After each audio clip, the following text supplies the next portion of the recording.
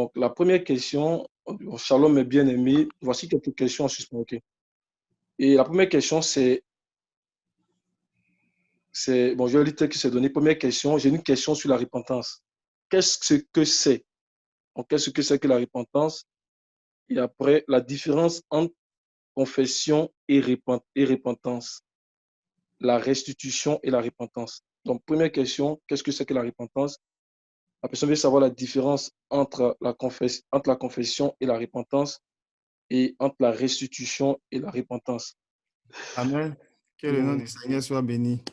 Amen. Ben, ce sont des sujets, j'ai envie de dire, qui sont, ça l'aise, on est tellement familier avec ça, mais ce sont des sujets qui sont puissants et qui sont très profonds. Et des fois, même à en parler, il y a beaucoup de choses à dire parce que c'était au cœur même du message de l'Évangile. Donc, je vais essayer de donner quelques points. Je ne pense pas pouvoir tout aborder. Je vais déjà aborder quelques éléments ici. La repentance, c'est le mot repentance, quand on regarde le dictionnaire grec, ça veut dire métanoïa. Donc, métanoïa, qui, selon la définition qu'on a, ça signifie changement de mentalité, d'intention, ou bien la tristesse qu'on éprouve et la douleur d'avoir offensé Dieu. Donc, c'est la substance qu'on retrouve dans la définition de ce mot-là. Dans certaines versions, quand on lit, au lieu même de parler de peut-être de changement de mentalité, ils utilisent des termes très forts et la repentance est perçue comme un changement radical. Donc, on peut voir par exemple dans le message de l'Évangile, même avant, c'est Jean-Baptiste, quand il avait commencé à prêcher. On va regarder dans Luc chapitre 3.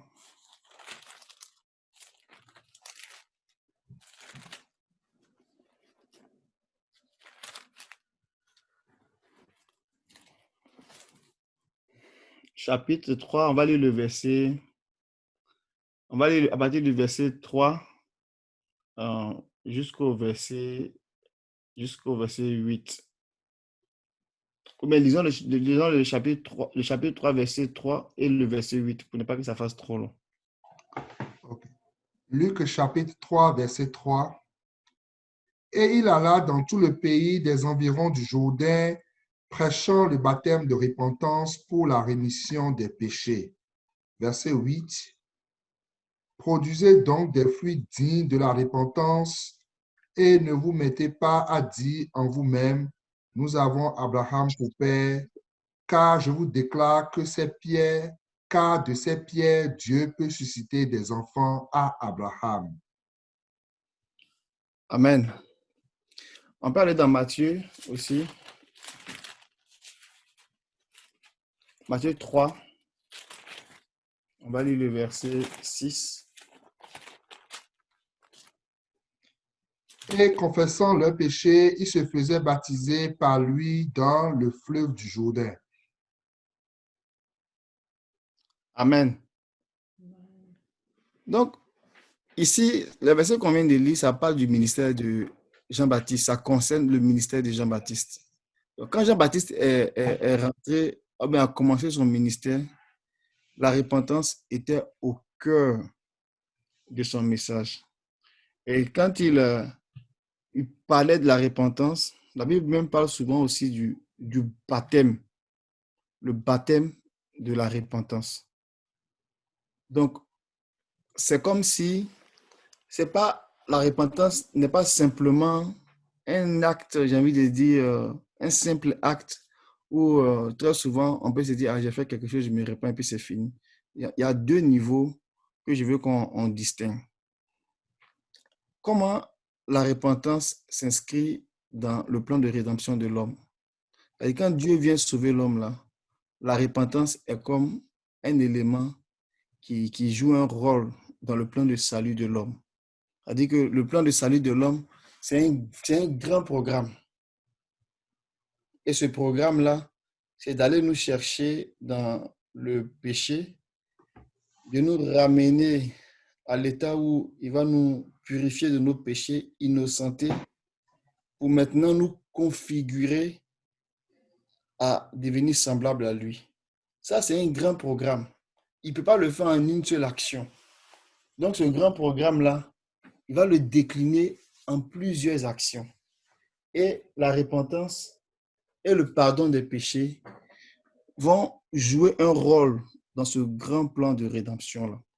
Ça veut dire qu'on ne peut pas réaliser pleinement ce projet de Dieu-là qui vient nous chercher dans l'état de péché à l'état de la glorification sans passer par l'étape du baptême, de la repentance.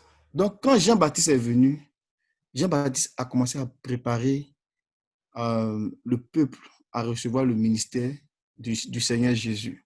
Et dans ce que Jean-Baptiste faisait, il préparait les gens au baptême de la repentance.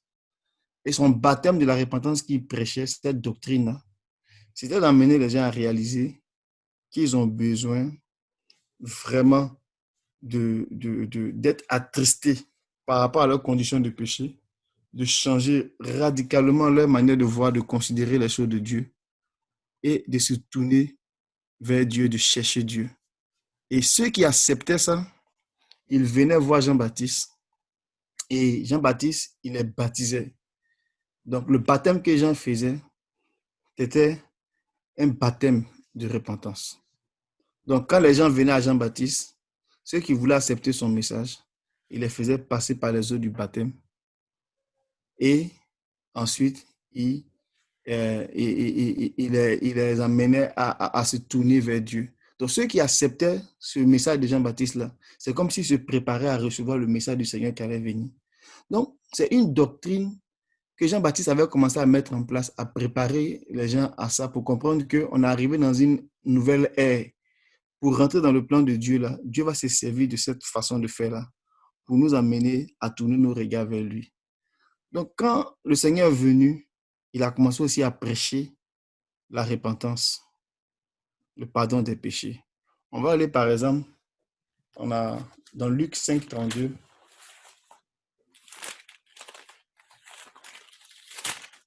Si j'ai la bonne référence.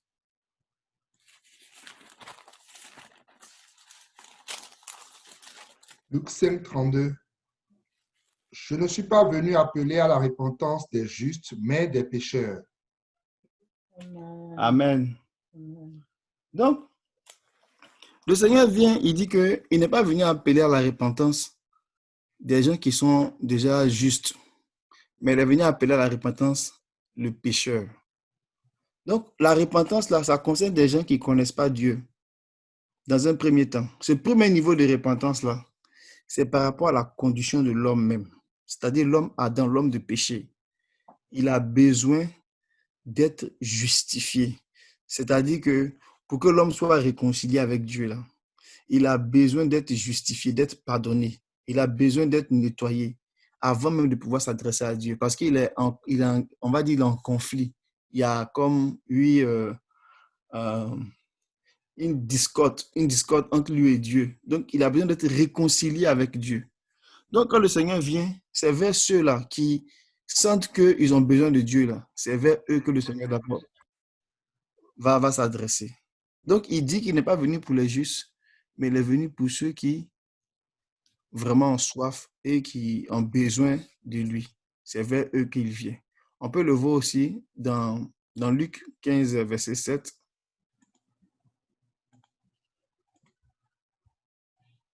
Je pense que c'est le même esprit. De même, je vous le dis, il n'y aura plus de joie dans le ciel pour un seul pécheur qui se repent que pour 99 justes qui n'ont pas besoin de repentance. Amen. Donc, on voit clairement que la repentance, là, c'est vraiment comme une porte d'entrée. Donc, il vient d'abord pour le pécheur et on lui annonce un message. Et c'est ce message-là qui va amener l'homme à la repentance. Donc, la repentance, d'abord, doit être perçue au premier niveau et au niveau le plus grand, là, comme une doctrine, comme un enseignement en fait, qui est vraiment fondamental, qui vient dire à l'homme que, écoute, tu as on va dire, tu es en désaccord avec Dieu, tu as besoin de te réconcilier à Dieu. C'est une doctrine, c'est une direction, c'est une nécessité, c'est une parole que tout homme doit savoir pour pouvoir vraiment rentrer dans la pensée de Dieu. C'est pour cela que dans Hébreux, par exemple, chapitre 6, on nous parle de la doctrine de repentance des œuvres mortes, qui est un aspect de la doctrine même de la repentance. Mais le point que je vais amener, si on peut le lire, Hébreux 6, verset 2. De la doctrine des baptêmes, de l'imposition des mains, de la résurrection des morts et du jugement éternel. Amen. Donc, ici dans Hébreux, chapitre 6, verset 2, l'auteur ici nous parle de certaines doctrines. Ça veut dire quoi? En fait, quand on étudie la parole de Dieu, toute la parole de Dieu là n'a pas le même rôle, la façon dont elle vient à nous. La parole de Dieu peut venir à nous comme un enseignement, comme une doctrine. Une doctrine là, c'est une pensée, c'est une ligne de conduite qui doit être suivie pour nous conduire exactement dans la pensée de Dieu. Quand tu n'es pas dans cette ligne de conduite là, tu peux avoir des connaissances sur Dieu, mais tu ne peux pas rentrer exactement dans la pensée de Dieu. C'est dans la doctrine qu'on va aller rencontrer l'esprit de la parole prophétique. Mais la parole de Dieu, elle est tellement vaste et riche, elle peut nous emmener aussi à, par exemple, à la correction. C'est-à-dire, on fait des erreurs, la parole peut nous corriger dans nos façons de voir, dans nos façons de vivre, sans forcément qu'on ait accès à la doctrine, à la ligne de conduite. La parole de Dieu peut venir renverser les faux raisonnements, les faux enseignements que les gens peuvent recevoir. Par exemple, il y a des gens qui lisent toujours la Bible, ils sont dans des assemblées où on ne leur enseigne pas les éléments de la vérité. On leur dit par exemple que la mort, c'est la nouvelle naissance pour accéder au ciel. Donc, quand les gens meurent, on prie pour eux pour que Dieu les reçoive au ciel. Des conneries comme ça. Et comme les gens n'ont pas la connaissance, ils peuvent suivre ces gens-là. Mais la parole de Dieu peut venir redresser les gens, peut venir réfuter ces mensonges-là. La parole de Dieu peut venir aussi nous instruire. Donc, la parole a plusieurs, on va dire, façons, plusieurs canaux par lesquels elle vient toucher l'homme, elle vient préparer le cœur de l'homme. Elle a 4 canaux principaux, selon Timothée, selon l'apôtre Paul, quand il parlait à Timothée, il dit, elle vient pour enseigner, elle vient pour corriger, elle vient pour convaincre et elle vient pour instruire, pour que l'homme de Dieu soit prompt à toute bonne œuvre. Ces 4 canaux-là, le canal de l'enseignement, de la doctrine, c'est le canal qui va venir nous donner des éléments précis que tout homme doit savoir pour être en harmonie parfaitement à la volonté de Dieu.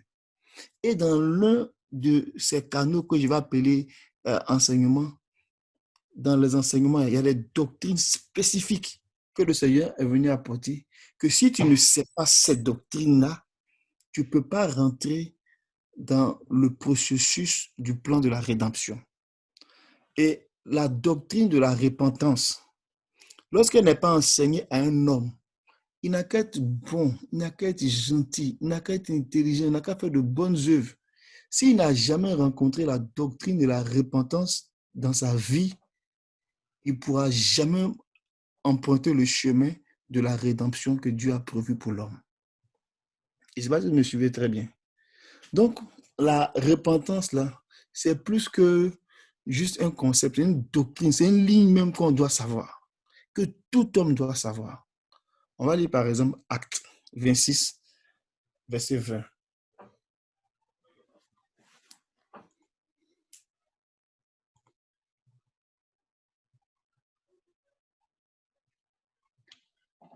À ceux de Damas d'abord, puis à Jérusalem, dans toute la Judée et chez les païens, j'ai prêché la repentance et la conversion à Dieu avec la pratique d'œuvres dignes de la repentance.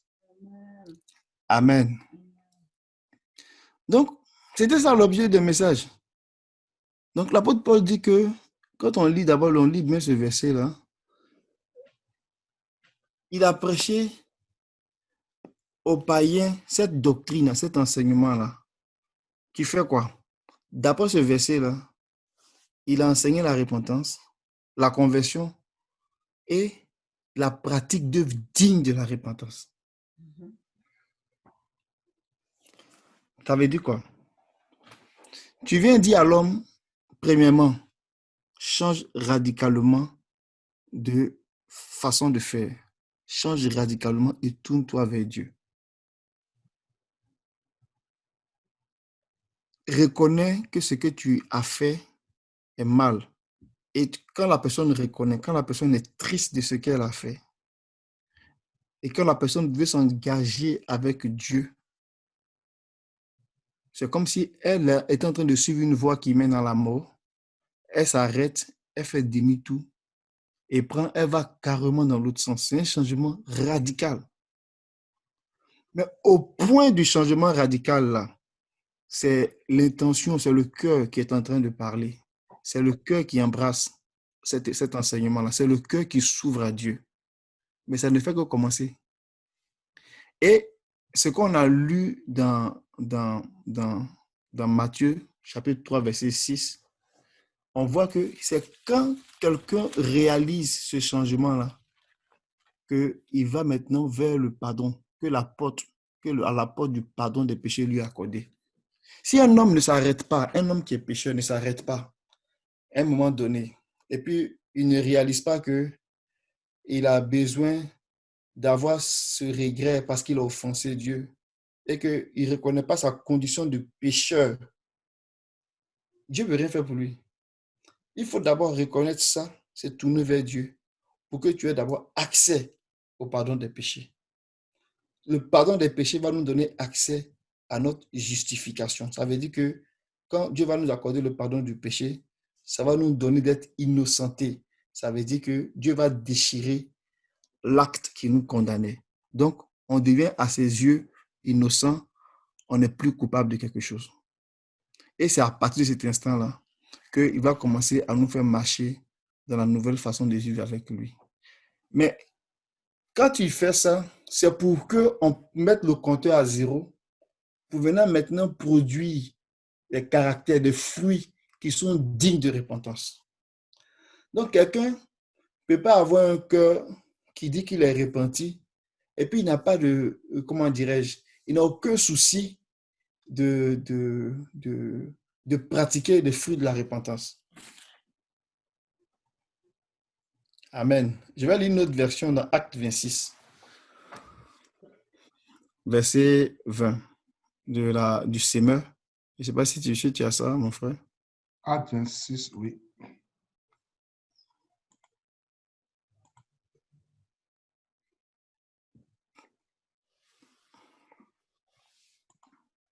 Acte 26, verset 20, version Semeur.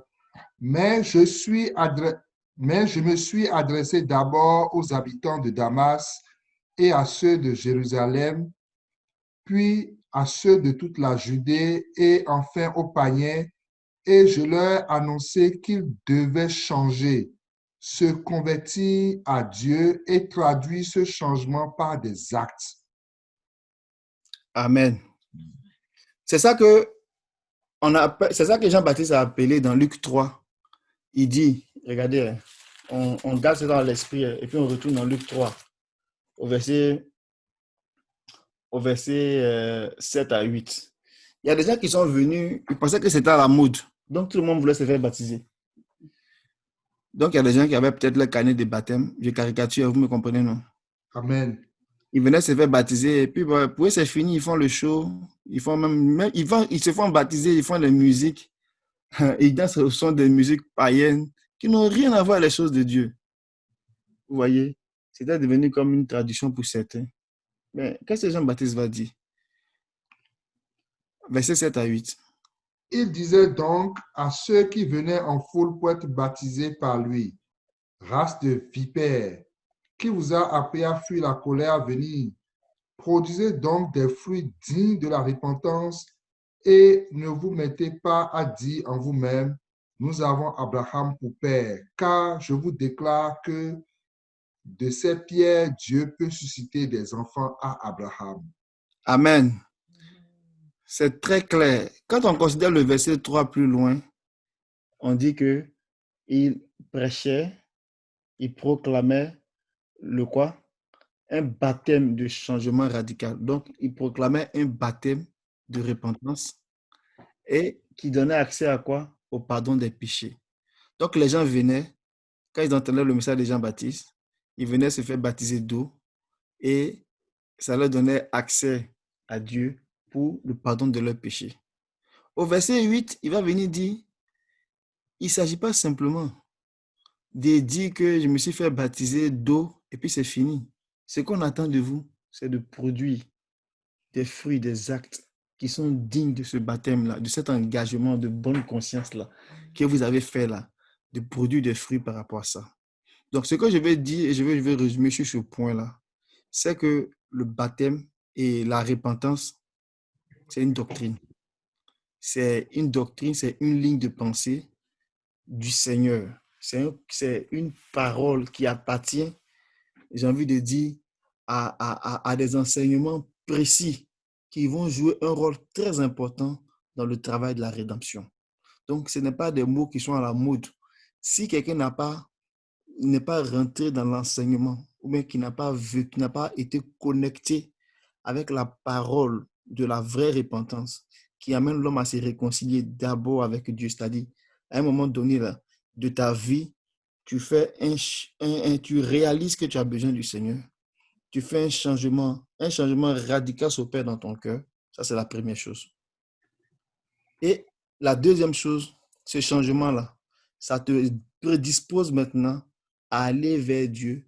C'est comme si tu avais comme validé une étape pour aller demander le pardon de tes péchés. Tu peux maintenant parler à Dieu. Et le Seigneur il vient à toi pour le pardon de tes péchés. Quand tes péchés te sont pardonnés, quand tu es innocenté, quand tu es dégagé de toute condamnation, c'est une nouvelle vie qui commence. Et le Seigneur attend que, avec la grâce qu'il t'accorde, que tu réalises que tu dois répondre à cette repentance-là à travers des actes. Amen. Donc, quand les actes ne suivent pas, c'est comme si ta repentance n'est pas au complet. Elle n'est pas complète. Parce que tu as besoin de ça pour aller plus loin, pour grandir, pour aller recevoir d'autres dons de la grâce qui vont faire de toi un homme accompli. Ça, c'est le premier niveau et le niveau le plus important quand on parle de la repentance. La repentance, c'est la nature de l'homme là, doit être changée pour accéder à une nouvelle nature. Parce que Dieu est en train de faire une nouvelle création. On doit rentrer dans cette création-là.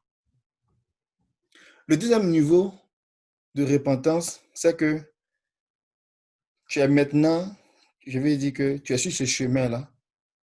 Pendant que tu vis, il peut arriver, parce que tu n'as pas veillé, parce que tu n'as pas été suffisamment prudent, que tu tombes dans le péché, ou bien que tu rencontres une difficulté, ou bien que tu dévies de la voie.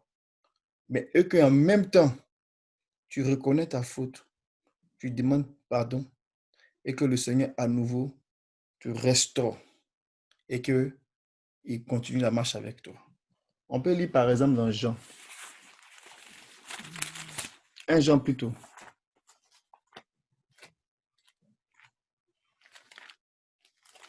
Je vais donner ce niveau-là, puis je vais m'arrêter là peut-être pour la question. Puis s'il y a d'autres interventions, puis je vais voir si je peux continuer sur le second aspect. Donc dans 1 Jean, chapitre 1, je pense que c'est le verset 9.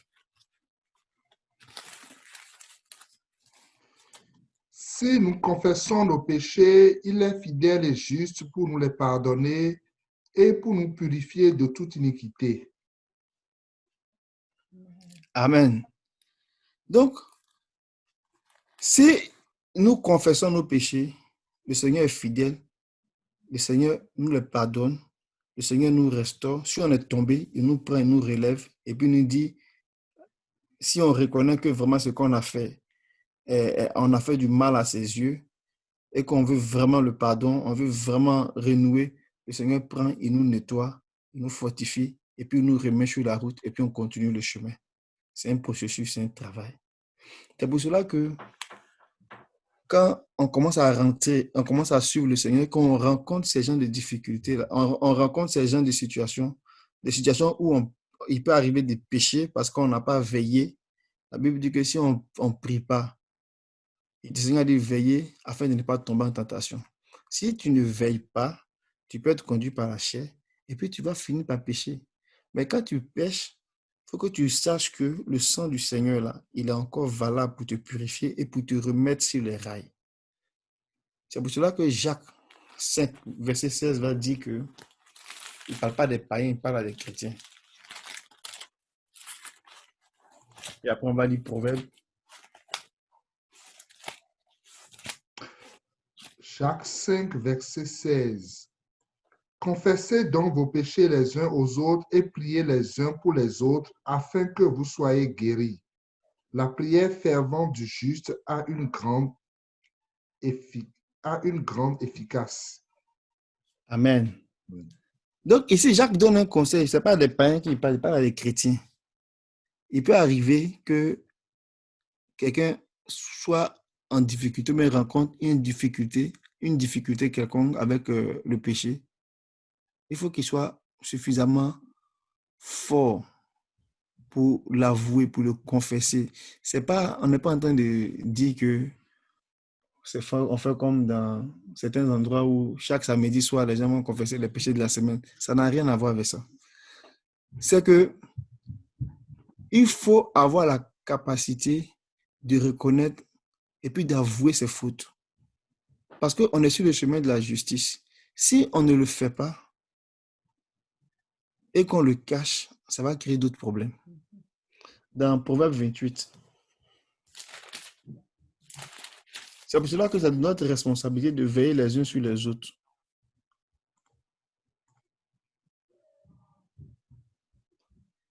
Verset 13. Celui qui cache ses transgressions ne prospère point, mais celui qui les avoue et les délaisse obtient miséricorde. Amen. Amen. Si un frère ou une sœur est dans l'assemblée du peuple du Seigneur et puis il y arrive de chuter, de tomber dans le péché, il faut que la personne ait le courage de demander pardon à Dieu. Il y a des péchés là, tu peux demander pardon à Dieu, mais il y a des péchés qui impliquent d'autres personnes. Par exemple, tu es un homme, tu trompes ta femme, puis tu finis de manger, tu es sur ta bouche, on ne m'a pas vu, et puis tu dis, bon, c'est que je suis, moi dans mon cœur là-bas, je sais qu'elle a demandé à Dieu. Ou bien tu es une femme, tu trompes ton mari, tu dis, hey, c'est que je suis, Dieu me connaît mon cœur, j'ai demandé pardon et puis c'est fini. Non, c'est ça. Quand tu pêches là, il y a des péchés quand tu pêches, ça implique tellement de personnes, ou bien tellement de choses. Il faut que ces éléments-là soient aussi mis à la lumière. Un péché d'adultère, par exemple, ce n'est pas contre Dieu seulement que tu pêches. Tu pêches contre ton conjoint ou ta conjointe. Et tu pêches en plus contre ton propre corps. Donc, il y a beaucoup d'implications. Tu ne peux pas faire ces péchés-là et puis tu vas dire qu'il n'y a rien. Ou bien tu as volé quelque chose qui appartient à quelqu'un. Ce n'est pas toi seul. Tu dis, ah, j'ai volé. Dieu même sait que ce n'est pas grave. Il m'a compris, ma situation était difficile. Celui à qui tu as fait le tort, là, il faut qu'il soit mis au courant qu'il a été volé. Donc, tu ne peux pas rester dans ton coin et puis tu dis que c'est fini. Donc, il y a des péchés qu'on n'a pas le choix que de les avouer. Sinon, la malédiction va peser non seulement sur toi, mais ça peut peser sur toute l'assemblée. On a vu en Israël, lors de la conquête, il y a des gens qui avaient péché, qui ont caché. À cause de la malédiction a pesé sur le peuple. Ils ont essuyé des défaites. Donc, la vie chrétienne que nous menons là, elle a deux dimensions. Une dimension où un travail se fait individuellement et une dimension où le travail se fait de façon collective.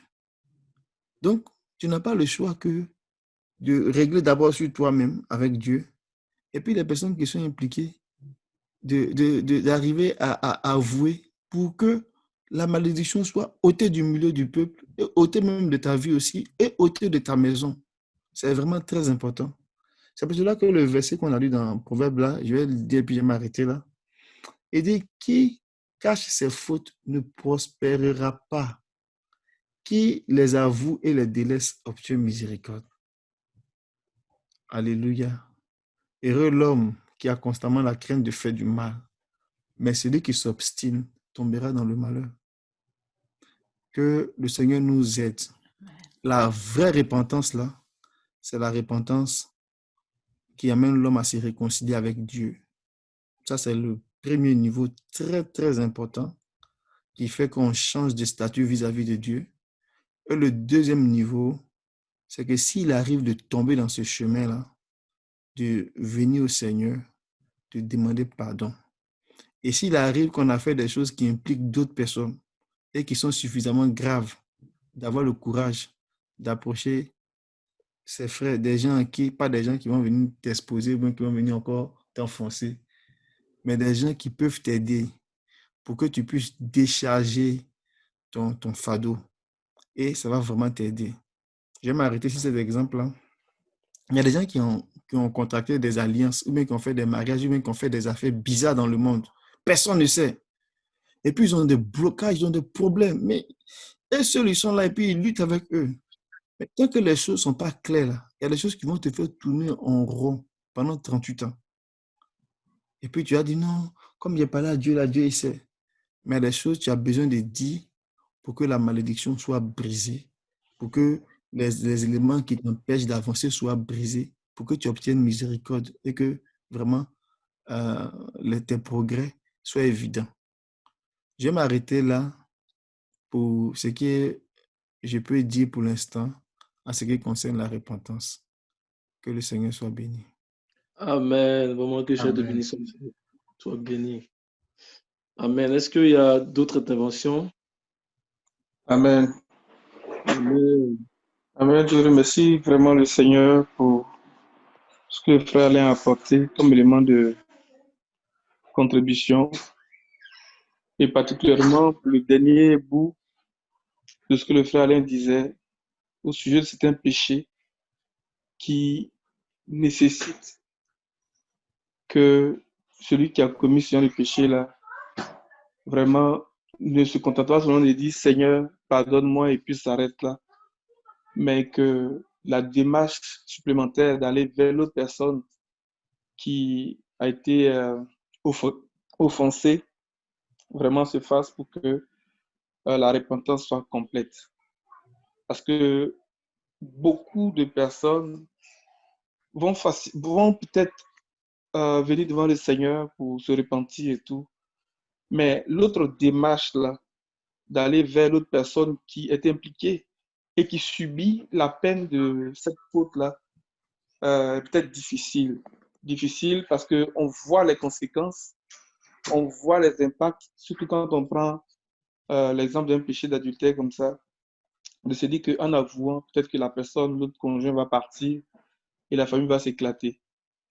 Mais à ce sujet, je voudrais ouvrir une parenthèse pour encourager vraiment, si quelqu'un était dans cette situation, de dire que lorsque le Seigneur a rencontré la femme samaritaine, il lui a dit, va appeler ton mari.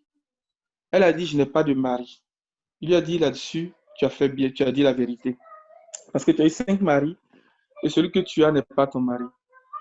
J'amène cette histoire-là parce que le Seigneur a d'abord réglé le cas de la femme samaritaine. Donc, la première chose que le Seigneur va faire, il va venir, en tout cas, la première démarche dans laquelle celui qui est dans cette situation doit s'inscrire, c'est de mettre sa vie en règle devant le Seigneur. Ça, c'est la relation verticale. Ce n'est pas de notre justice, notre relation envers le Seigneur. Mais la relation horizontale, qui parle de l'équité de la droiture, le Seigneur va donner vraiment les moyens, la sagesse et la façon de le faire pour que l'autre personne aussi soit restaurée. Parce qu'il y a des péchés, effectivement, qui, lorsqu'ils sont cachés, mais ça place tout un peuple toute une nation, toute une famille, vraiment sous la menace de la destruction. Et moi, je crois que lorsque la repentance est sincère, le Seigneur est capable de restaurer. Ça peut être difficile, mais le Seigneur est capable de restaurer. Et l'autre chose qu'il ne faut pas oublier dans ce genre de choses-là, c'est de ne pas seulement voir l'aspect de la relation, j'ai envie de dire, entre les hommes, mais c'est de se dire que, mais si aujourd'hui la mort me trouve dans cette situation-là, où est-ce que je vais? C'est ça. Les gens ont plus peur des hommes que de Dieu quand ils font des fautes.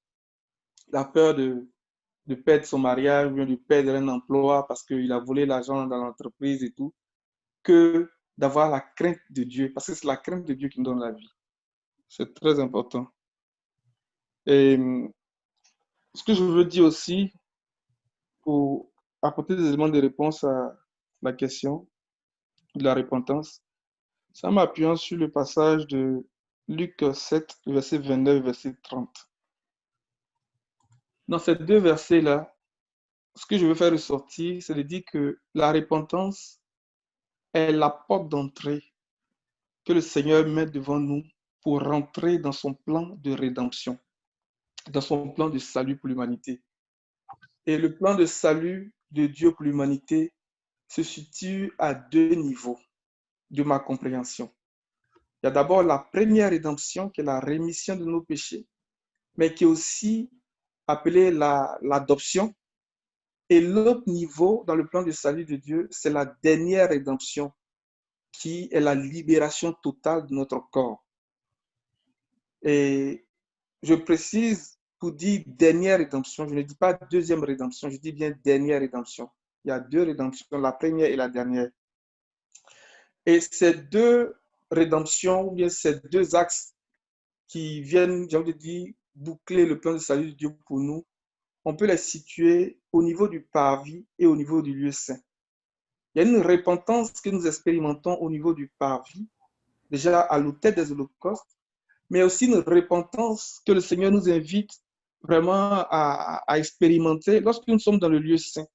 Parce que l'Église n'est plus au niveau du parvis. L'Église est minimalement au niveau du lieu saint, depuis que le Saint-Esprit nous a été donné. Pour quelqu'un qui est né de nouveau, qui a fait l'expérience vraiment de la nouvelle naissance, est minimalement au niveau du lieu saint. Et là encore, on se rend compte que le Seigneur nous invite vraiment à changer de mentalité, à expérimenter vraiment le renouvellement de l'intelligence, afin de connaître ce qui est bon, agréable et parfait, mais au niveau de la doctrine du Seigneur.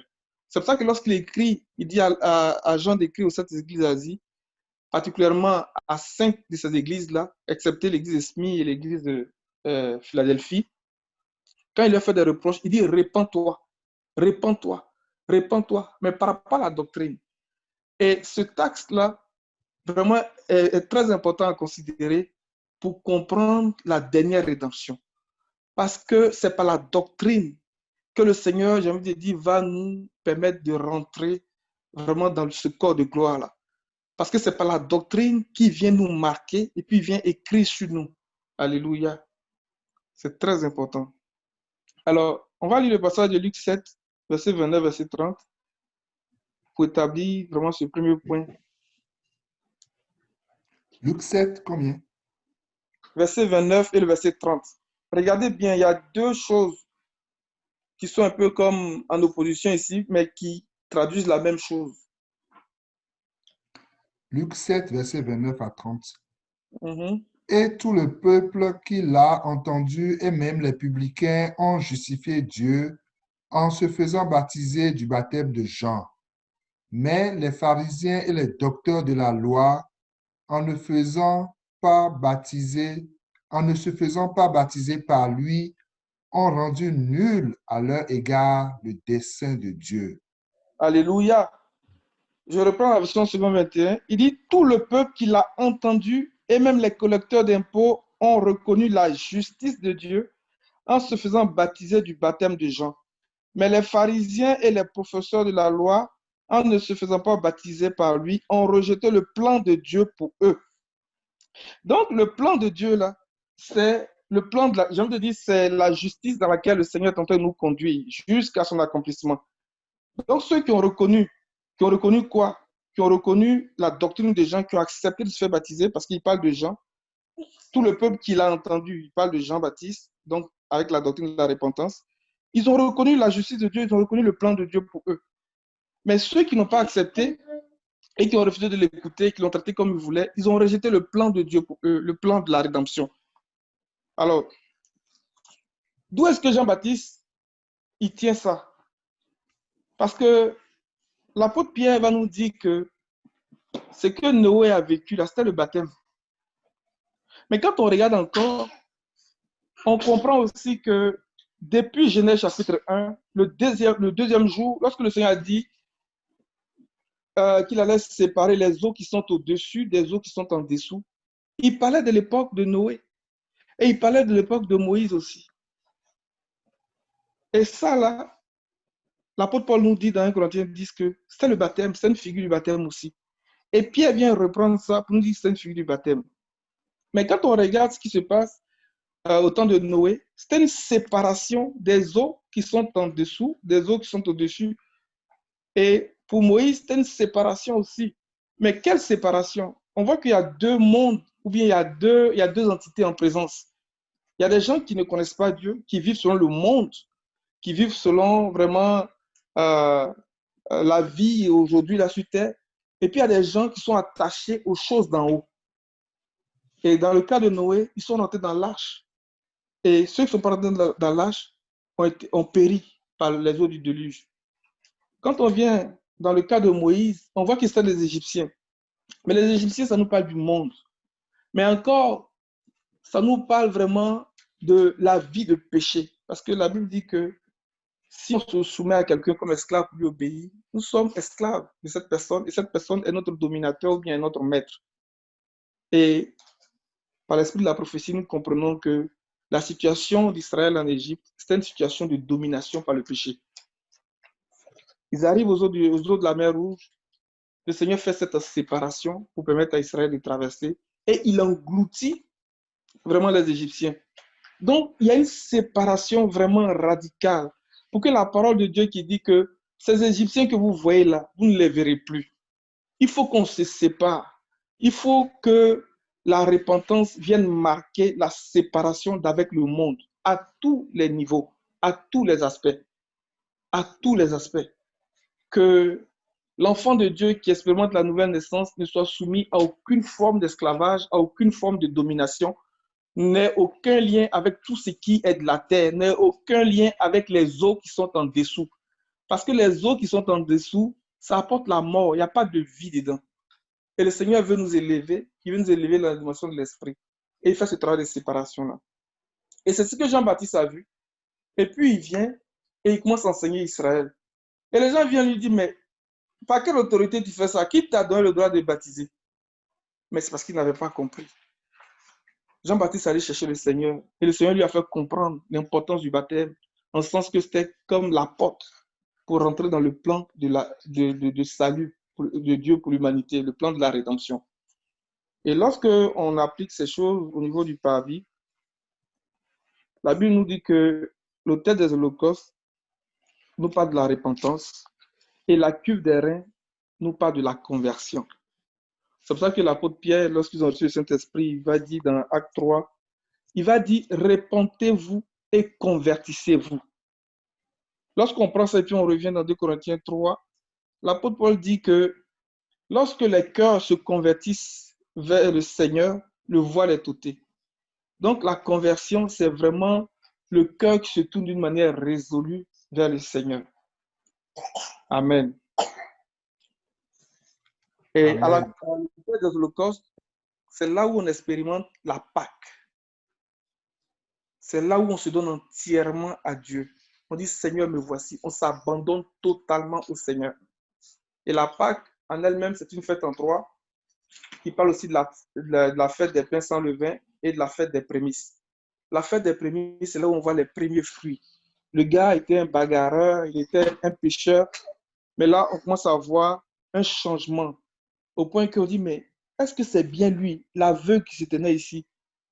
D'autres vont dire, non, ce n'est pas lui. Parce qu'en temps normal, là, ou bien le gars qui aimait se disputer, là, On dit non, attends, normal, ça là, il ne laisse pas passer. Il a dit non, c'est bien moi, c'est bien moi.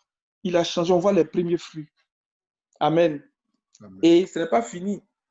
Parce que ce qui se passe, lorsque le sacrificateur, il présente, il fait le prendre, il offre l'holocauste, il a un vêtement qu'il met. Et lorsqu'il finit de faire ce sacrifice-là, il vient à la cuve des reins, il enlève ses vêtements, il lave son corps et il remet d'autres vêtements avant de rentrer dans le lieu saint. Donc, ça traduit le fait que le vieil homme est dépouillé. Le changement de vêtements, c'est le dépouillement du vieil homme. Il renonce totalement à son ancienne nature.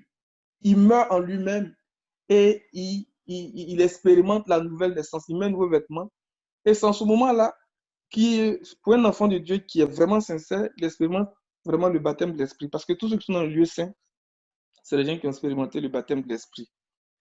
Mais quand on rentre dans le lieu saint, on voit qu'il y a 3 mobiliers principaux. La table d'or pur avec les pleines de propositions, qui est située du côté nord. Il y a beaucoup de choses à dire sur ce côté nord-là. Et le chandelier qui éclaire en face. Et l'autel des parfums. L'autel des parfums, c'est un mobilier qui est déplacé une fois par année à la journée des expiations. Et il va dans le lieu très saint. Et c'est avec ça que le souverain sacrificateur fait le sacrifice. Donc, il peut être, quand on lit Hébreu va le mettre au niveau du lieu très saint, je pense. Mais quand on va lire dans Moïse, il dit au niveau du lieu saint. Mais c'est cette différence de position, c'est à cause de la journée des expiations. Donc, le premier niveau de la repentance au niveau du parvis, on l'expérimente au niveau de l'autel des holocaustes, où on se donne totalement à Dieu et puis on expérimente la fête de la Pâque. Et là, on marche en nouveauté de vie, on est de nouveau et on rentre au niveau du lieu saint. Et c'est là-bas que le Seigneur va commencer à nous enseigner que là aussi, nous devons vraiment faire attention à nos manières de penser, à la doctrine du Seigneur. On ne doit pas se nourrir de n'importe quoi. On ne doit pas écouter n'importe quel enseignement. Parce que l'enseignement vient faire un travail pour nous permettre de rentrer dans la dernière rédemption. C'est vraiment important.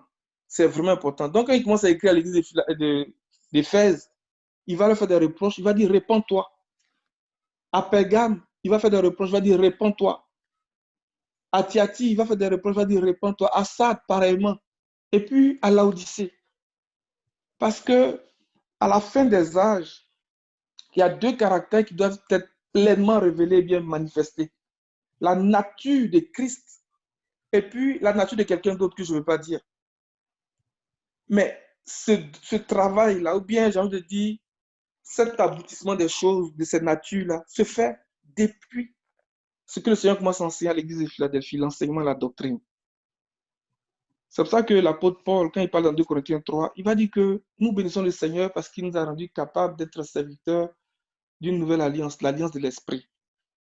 Que ce n'est plus comme au temps de Moïse, où la parole était gravée sur des pierres, mais là, par l'Esprit, la parole est gravée sur les cœurs.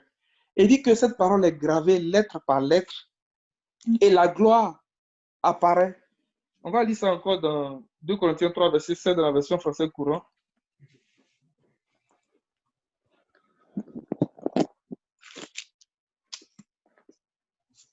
2 Corinthiens 3, verset 7, la version française courant. Français courant. OK. Verset 7.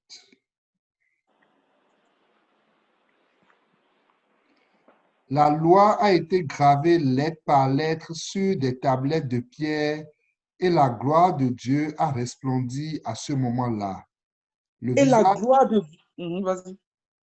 Le visage de Moïse brillait d'un tel éclat que les Israélites ne pouvaient pas fixer leur regard sur lui, et pourtant cet éclat était passager. Amen. On va s'arrêter là. Je veux saisir ce bout-là pour attirer notre attention sur quelque chose qui se rapporte à cet épisode-là où Moïse a fait cette expérience avec le Seigneur. Dans Exode 34, la Bible dit que Moïse est resté dans la présence de Dieu 40 jours, 40 nuits. Il n'a pas mangé de pain, il n'a pas bu d'eau.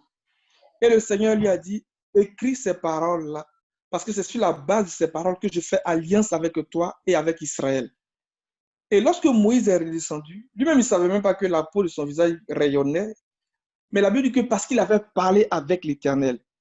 Mais qu'est-ce que c'est en train de nous enseigner ici? Quand on va dans 2 Corinthiens 4, l'apôtre Paul va poursuivre son raisonnement et puis va dire que, on va d'abord lire ce bout là dans Exode 34. Je ne vais pas être trop long les faire, excusez-moi. Mais je trouve ça vraiment important. Pour nous amener à comprendre que lorsque nous rentrons au niveau du lieu saint, il faut vraiment qu'on soit attentif à la voix de l'Esprit.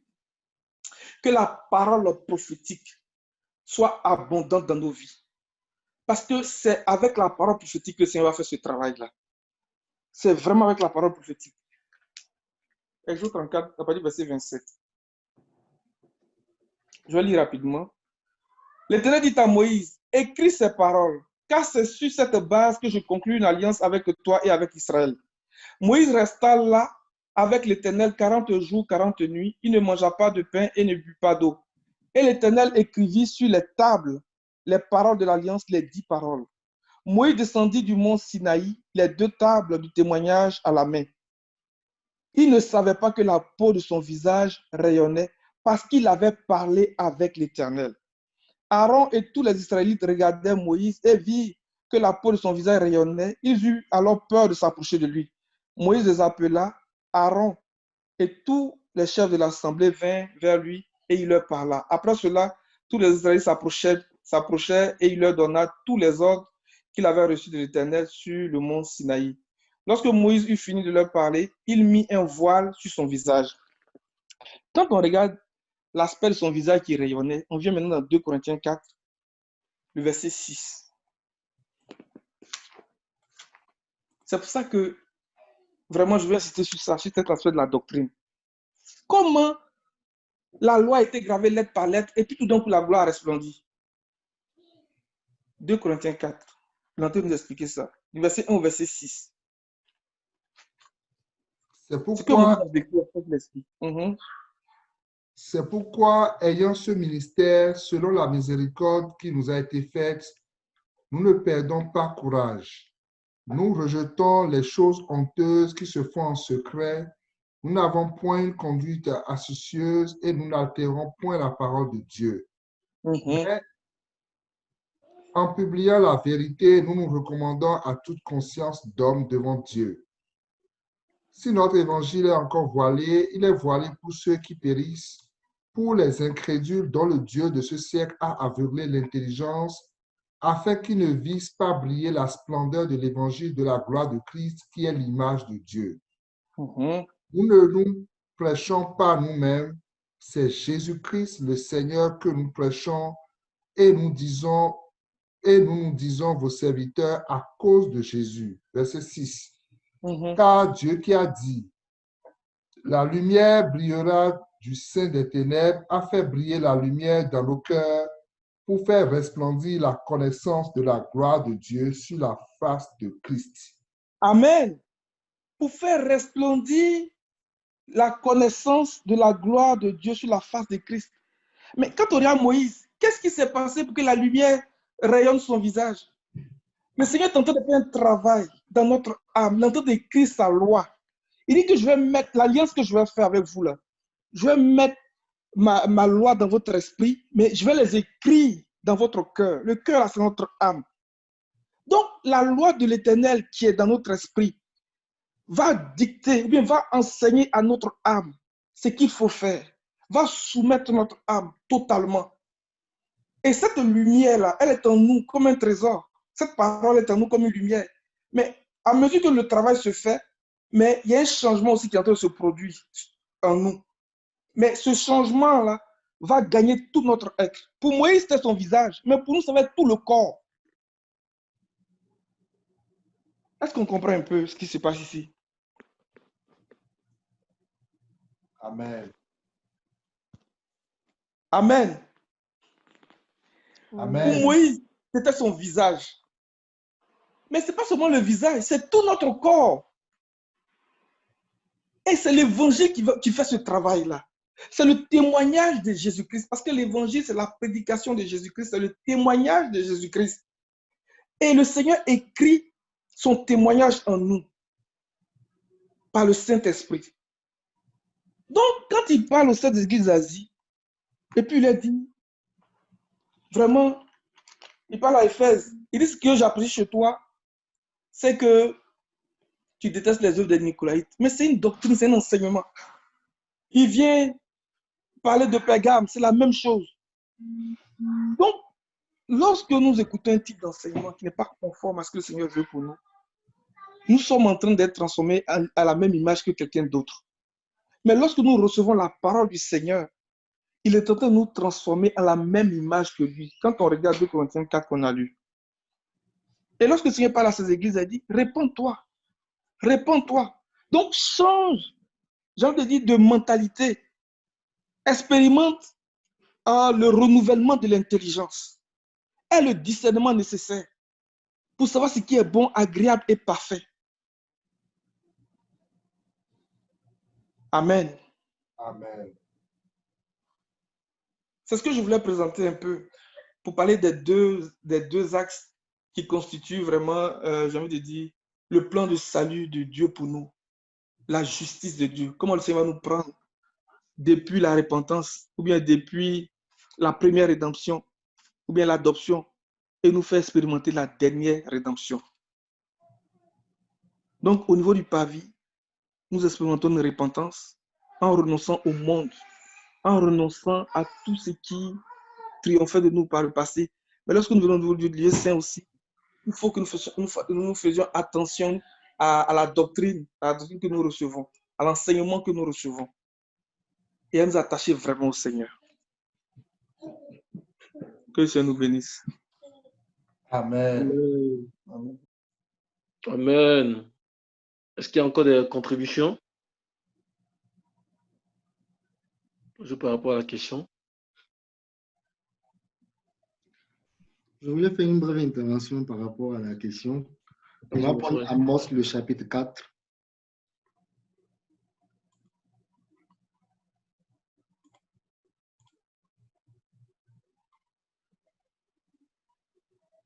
Oui, à partir du verset 2. À partir du verset 2. Oui. Le Seigneur l'Éternel a juré par sa sainteté. Voici, les jours viendront pour vous où l'on vous enlèvera avec des crochets et votre postérité avec des hameçons. Vous sortirez par les brèches, chacune devant soi, et vous serez jetés dans la forteresse, dit l'Éternel. Allez à Bethel et prêchez. Allez à Gilgal et prêchez et péchez davantage. Offrez vos sacrifices chaque matin et vos dîmes tous les 3 jours. Faites vos sacrifices d'action de grâce avec du levain. Proclamez et publiez vos offrandes volontaires, car c'est là ce que vous aimez, enfants d'Israël, dit le Seigneur l'Éternel. Et moi, je vous ai envoyé la famine dans toutes vos villes, le manque de pain dans toutes vos demeures. Malgré cela, vous n'êtes pas revenus à moi, dit l'Éternel. Et moi, je vous ai refusé la pluie. Lorsqu'il y avait encore 3 mois jusqu'à la moisson, j'ai fait pleuvoir sur une ville et je n'ai pas fait pleuvoir sur une autre ville. Un champ a reçu la pluie et un autre qui ne l'a pas reçu s'est desséché. 2, 3 villes sont allées vers une autre pour boire de l'eau et elles n'ont point apaisé leur soif. Malgré cela, vous n'êtes pas revenus à moi, dit l'Éternel. Amen. Donc, quand on lit ce passage-là, on se rend compte que Dieu fait allusion un peu à la confession et puis également à la repentance. Parce que quand on lit le livre de Lévitique, on dit que, sinon la Bible dit que lorsque quelqu'un doit venir faire un sacrifice d'expiation devant le Seigneur, il devait prendre une bête et venir devant le sacrificateur, poser les mains sur la bête et confesser ce qu'il a fait, ce pourquoi il vient faire le sacrifice d'expiation. Le peuple d'Israël était devenu, je peux dire, expert dans la confession, dans le fait de dire j'ai fait ceci, j'ai fait cela. Mais la Bible dit ici, Dieu dit pendant qu'ils font cela, ils offrent des sacrifices, ils continuaient quand même de pécher, ils ne revenaient pas à l'Éternel. Et en fait, la repentance en elle-même, elle passe d'abord par la phase de la confession, comme nos frères l'ont dit tout à l'heure, mais ça va plus loin. Il faut revenir à l'Éternel quand on fait la repentance. Et revenir à l'Éternel, c'est quand on prend Joël, le chapitre 2, le verset 13.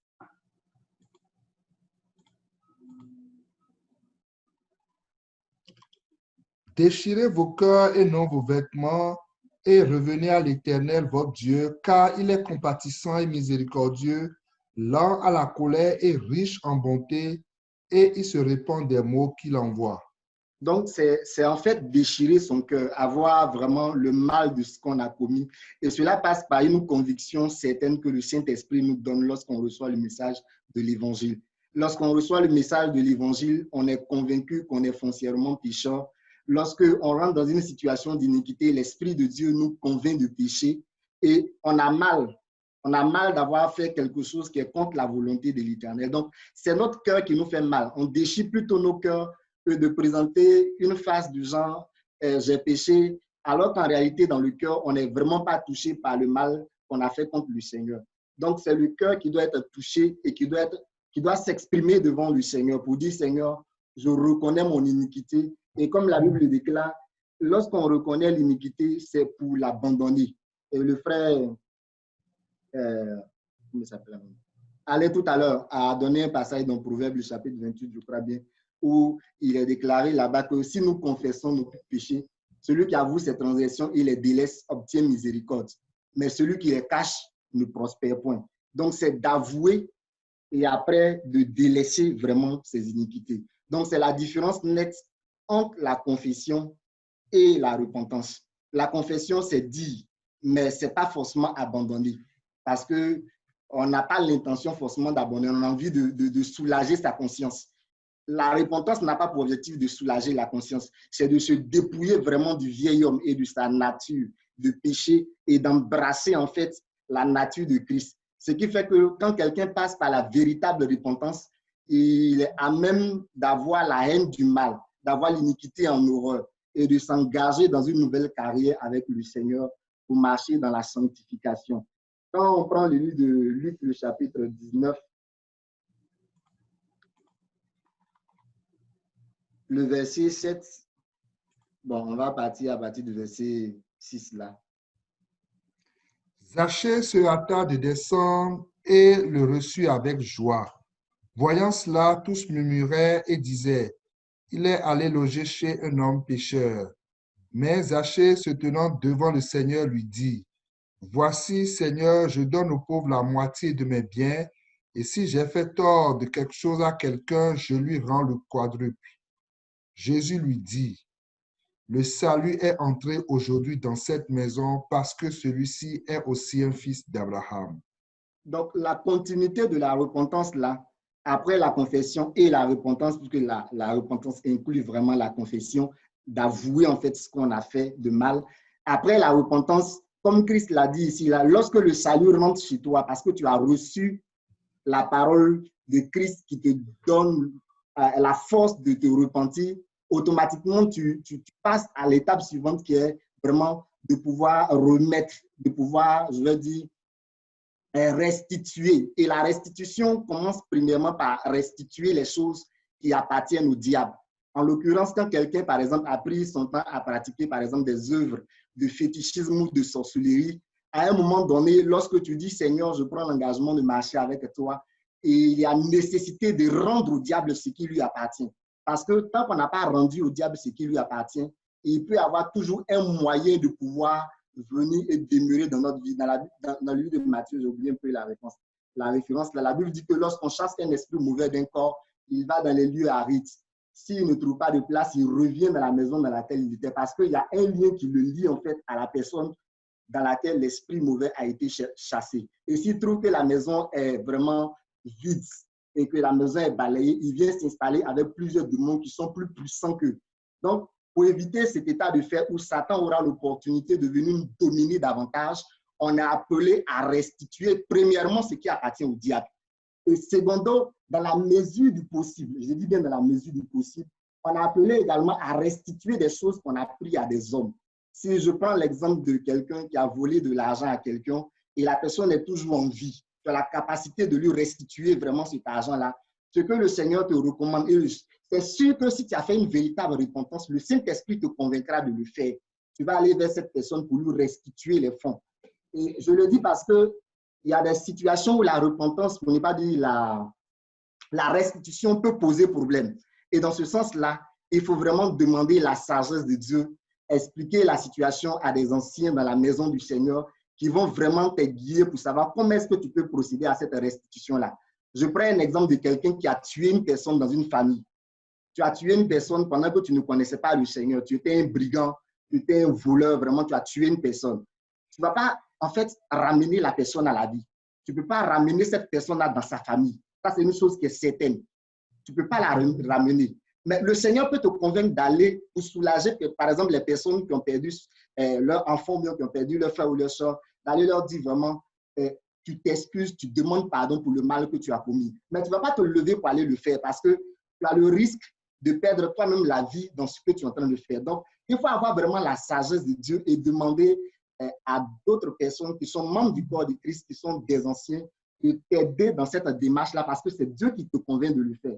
Donc, le domaine de la restitution, en tout cas, c'est un domaine qui est vraiment complexe, qu'on ne peut pas traiter, je veux dire, en cette soirée et finir vraiment de le traiter. Il faut le prendre avec sagesse pour éviter de créer des problèmes en voulant résoudre un problème. C'est ce que je voulais vraiment signaler. Ici, quand le passage qu'on a lu, c'est Zachée, qui a vraiment pris des choses à plein de personnes. Il a volé parce qu'il était collecteur d'impôts. Et dans la mesure du possible, là où il était, le Saint-Esprit l'a convaincu parce qu'il a reçu Christ. Le Saint-Esprit l'a convaincu de donner ce qu'il a pris aux autres. Et ça, il pouvait le faire en même temps. Et Dieu lui a donné l'opportunité de s'exprimer là-dessus. Mais je le dis tout à l'heure, ce n'est pas un domaine aussi simple à considérer du genre, parce que je dois faire la restitution, je vais aller faire la restitution automatiquement. Il faut vraiment la sagesse de Dieu et vraiment que tu puisses demander aux personnes de t'aider dans ce domaine de restitution-là. C'est ce que je voulais signaler sur ce passage-là et puis sur ce sujet. Que Dieu nous bénisse. Amen. Amen. J'ai une contribution. Non, je vais aussi apporter quasiment des contributions. Moi, je bénis le Seigneur vraiment pour tout ce qu'il fait, vraiment pour l'intervention des frères qui nous font vraiment beaucoup de bien. Et comme Alain a mentionné dès le début, là, on doit toujours se souvenir que la repentance fait partie. Ça, c'est vraiment important. Vraiment, on va peut-être relire Hébreux 6, là, versets 1 à 2. Donc, je vais revenir sur quelques éléments, puis peut-être continuer dans le même sens. Hébreux 6, 1 à 2.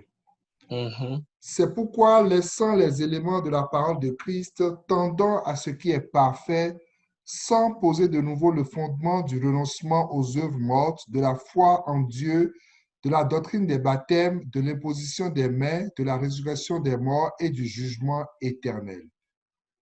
Amen. Donc, au verset 1, on dit, c'est pourquoi, laissant les éléments de la parole de Dieu, tendant à ce qui est parfait, sans poser de nouveau le fondement du renoncement. Donc, si on regarde dans les Grecs, renoncement ici, là, comme le frère Alain a dit, c'est métanoïa. Et métanoïa, c'est repentance. On va mettre aussi également repentance. Mais repentance par rapport à quoi? Donc, ça veut dire aussi changement d'esprit. Donc, changement d'esprit par rapport à quoi? Par rapport à une ancienne manière de vivre, par rapport à certaines actions inutiles. Alléluia. Et dans la repentance, il y a deux aspects. Amen. Se repentir, c'est d'abord, premièrement, qu'on regrette en fait le mal qu'on a fait, les actions qu'on a posées, les actions mauvaises qu'on a posées. Et secondo, c'est de ne plus retourner dans ces anciennes choses-là. C'est d'abord ça. Donc, on regrette, amen, on abandonne et on ne retourne plus. Amen. Donc, on vient à Christ, mais si on retourne dans notre ancienne manière de vivre, c'est-à-dire la manière de vivre de l'homme naturel, de l'homme futile et inutile, de l'homme qui est dans la force de destruction. Si on retourne dans cette manière-là de vivre-là, c'est qu'il n'y a pas eu véritablement de repentance. Amen. Et malheureusement, comme on a été enseigné, comme nous avons été enseignés dans d'autres enseignements, L'Église aujourd'hui est remplie de plusieurs personnes qui sont membres de l'Église, mais qui ne sont pas membres de Christ. Amen. Pourquoi? Parce qu'aujourd'hui, à l'Église sont ajoutées plusieurs personnes qui ne sont pas sauvées, parce qu'ils n'ont pas connu, n'ont pas accepté la véritable repentance. Comme un frère nous enseignait, en fait, les gens viennent dans l'assemblée du Seigneur comme s'ils faisaient faveur à Dieu. Voyez-vous, on leur dit, venez à Dieu, vous aurez des maisons, venez à Dieu, vous aurez le mariage. Quand ils viennent là, il n'y a pas cette doctrine fondamentale là qui va les amener à regretter en fait leur faute et à venir au Seigneur. Voyez-vous, donc l'Église est remplie de plusieurs personnes comme ça qui n'ont pas connu la véritable repentance. La Bible le dit dans Actes chapitre 2, verset 47. Actes 2, verset 47.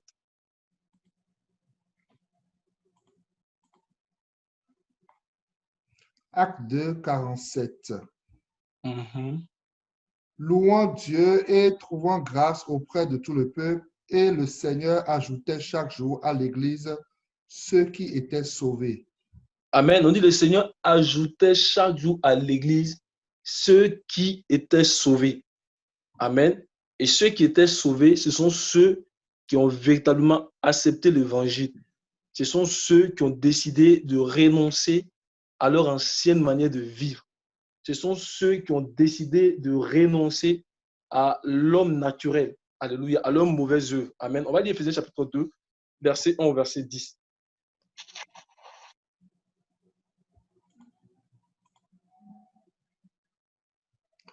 Vous étiez morts par vos offenses et par vos péchés, dans lesquels vous marchiez autrefois selon le train de ce monde, selon le prince de la puissance de l'air, de l'esprit qui agit maintenant dans les fils de la rébellion. Nous tous aussi, nous étions de leur nombre et nous vivions autrefois selon les convoitises de notre chair, accomplissant les volontés de la chair et de nos pensées, et nous étions par nature des enfants de colère comme les autres. Verset 4, mais Dieu, qui est riche en miséricorde à cause du grand amour dont il nous a aimés, nous qui étions morts par nos offenses, nous a rendus à la vie avec Christ. C'est par grâce que vous êtes sauvés.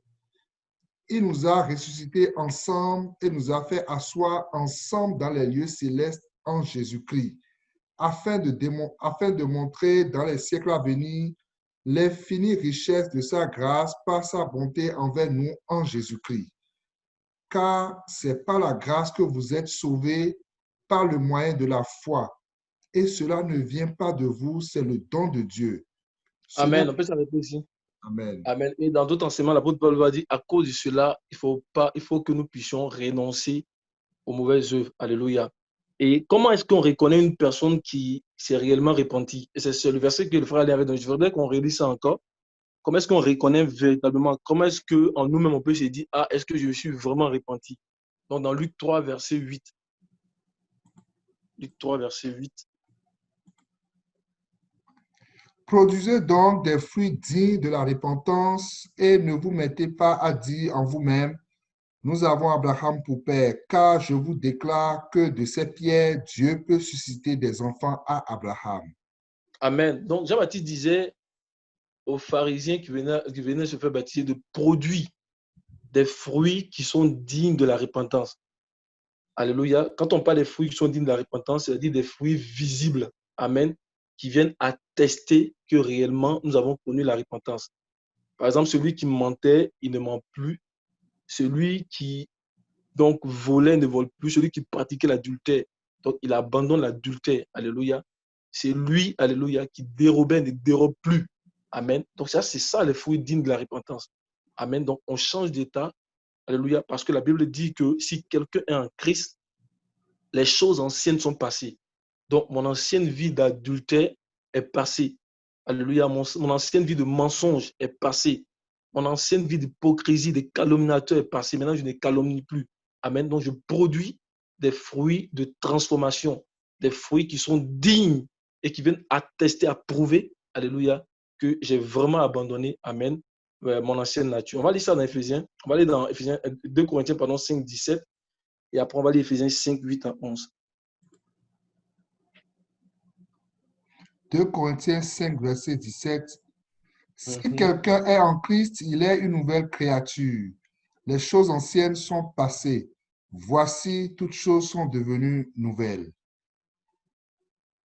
Amen. On va lire Éphésiens 5, 8 à 11 aussi.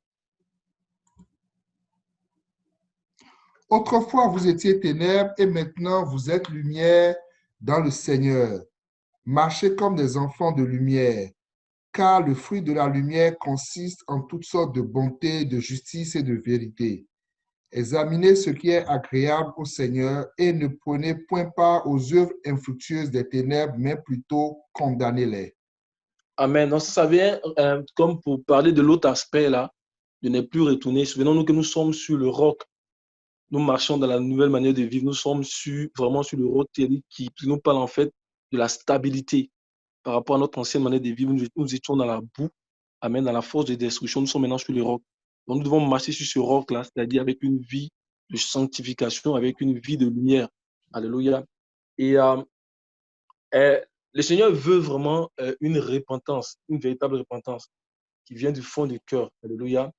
Et le pardon, là, c'est-à-dire que le pardon aujourd'hui, là, c'est disponible durant toute l'époque, durant tout l'âge de la grâce. Amen. Celui qui se répand véritablement, il obtient le pardon. Alléluia. Mais il va arriver un temps où ce temps de la grâce va être fermé. Amen. Donc, c'est pourquoi le Seigneur, quand il est venu, a commencé à prêcher, répentez-vous, car le royaume des cieux est proche. Et Jean-Baptiste également a prêché le même message. Alléluia. Mais il y a un temps où tout va se fermer. Amen. Donc, le Seigneur veut que nous puissions nous repentir, ne pas faire comme Ésaü. Parce que Ésaü, au moment où il s'est repenti, là, il était déjà trop tard. Alléluia. Donc, le Seigneur veut une véritable repentance alors que la porte de la grâce, alors que la porte du pardon est grandement ouverte. Le Seigneur veut véritablement une repentance. Alléluia. On va le lire dans Hébreux 12, verset 17. Hébreux 12, verset 17, le cas d'Ésaü.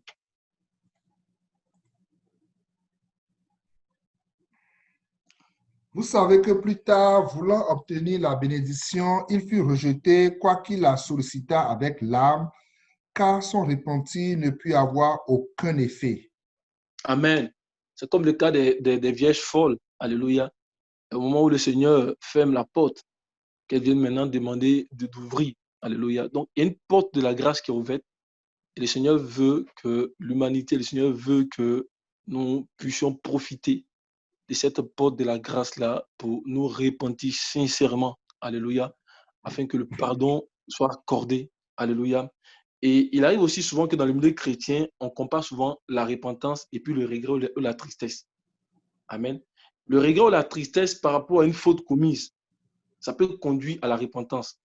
Mais le regret ou la tristesse ou encore l'émotion, amen, ce n'est pas la repentance. Amen. C'est un chemin pour arriver à la repentance, mais ce n'est pas la repentance.